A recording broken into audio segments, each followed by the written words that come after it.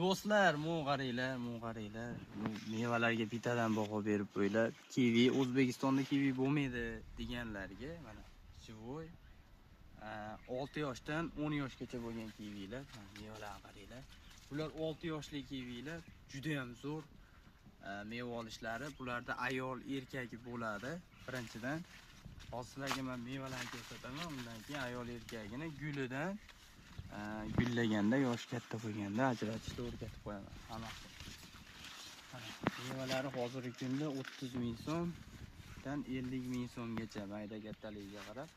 Bu daraxtimiz bir tub yoshi 10 ga kirdi, 11 ga. Mana qolgan mevalarga bittadan qarab baho berib qo'yaman.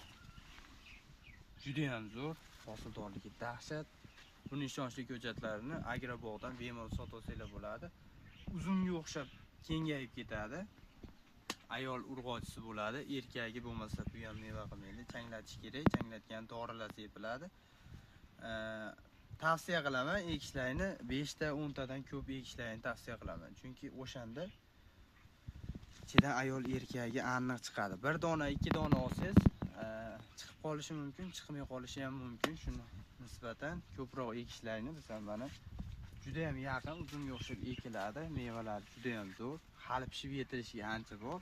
Pishib yetilgandan keyin bemalol uzun jarayonlarni ham qo'yib boramiz. Mevalar xudo xolasa keyingi yilga bundan ham zo'r mevalar kutib o'tiribmiz. Video foydali bo'lgan bo'lsa bittadan like bosib qo'yinglar. Sog' bo'linglar.